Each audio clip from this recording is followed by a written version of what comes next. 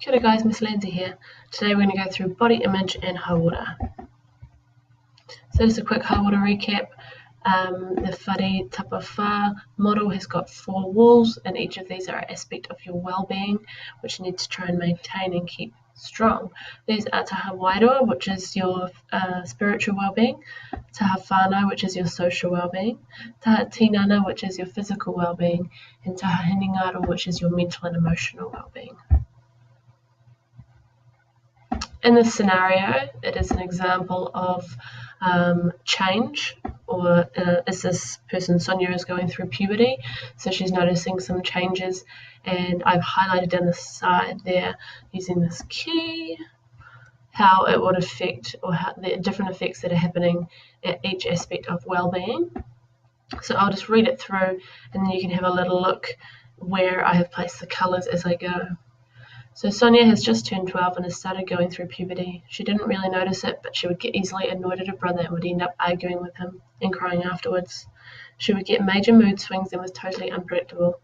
Sonia finally realised when she started growing pubic hair and eventually got her period. She didn't want to talk to her family about it, but gained the confidence to ask her mum eventually, which made her feel a little more at ease. Sonia now has to get up 30 minutes earlier because she is more worried about how she looks and has really low self-esteem and confidence. Right, so if you just have a little look at the labels I have given, I've just explained the effects that this is going to have on that aspect of Hauora, or the different event, I guess, that is happening, that is having that effect. So what is body image? Basically, your body image is how you view your physical self. Okay, so whether or not you feel like you look attractive or not, or whether or not that's important to you. Whether or not you like the way that you look, and it's closely linked to self-esteem. So it also can be whether you like the way you look and think others like the way you look, and yeah, closely linked to self-esteem, because a negative body image can impact your self-esteem negatively. So what is self-esteem? Self-esteem is how much you feel like you're worth, how you feel others value you. So basically whether or not you feel like you are worthy, okay, of having people's praise, of having people's interest, of being the product of someone's affection, whether or not you feel like you're worthy of that. Do you value yourself do you think that you are a smart person? Do you think that you are worth other people's time and energy, and worth your own time and energy and respect? Do you have a good opinion of yourself overall? Do you accept and respect yourself? So accept is a huge one, because that's saying I accept myself as I am and the things that I cannot change. And do you take pride in the things you do? This could also mean taking the necessary change that is healthy. Do you take the time to do those things, and do you put enough time into that, into respecting yourself? This lovely diagram here is Maslow's hierarchy of needs, and it just kind of states the different levels of needs that people have in order to become self-actualized, and esteem is up there near the top. So it's the same. Once you've got your base things set in terms of security, sleep, family, friendships and stuff, then you can start to build on your self-esteem. Okay, so he states that you will not be able to have a good self-esteem and confidence without these other things building your path. So what do adolescents worry about to do with body image? The first one's puberty. So it's common to struggle with body image and self-esteem during puberty, and this is because your body is going through many changes. Some you expect, some you don't expect, depends on how prepared you are.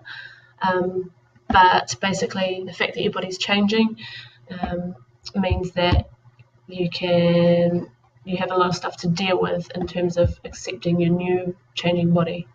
So not everyone grows and develops at the same time, which can then lead to comparisons between people. These are some of the changes that I've highlighted that will be occurring in a male, in both, and in females' bodies. So another one, what do adolescents worry about with body image? I've got here A few more things, so media and social media. So throughout the media and social media, you're getting a whole lot of different messages, celebrity messages about what is appropriate, what is beautiful, and things like that. This is coming to us every day, even without realizing all of these different messages that you're getting there and through these different avenues. Okay, so also another thing that you can worry about, or that help you work, that cause you to worry in terms of body image, is your friends and family. So friends and family have expectations on what they think the norm is, and that is based again on however they are brought up and the different things they encounter, but they have an idea of what norm is, and you're exposed to that idea being around them. Leading on from friends, you've got then other schoolmates or other school people, so negative comments and hurtful teasing that can come through school, and especially online these days. So there can be that kind of pressure to look a certain way, and if you don't, then that can cause negative comments or bullying from there. Okay, what messages do we get from society? So society's impact is huge, and this comes a lot from media. So just a few little snippets here. So this is cover of a magazine. Okay, just saying 21 shocking bodies.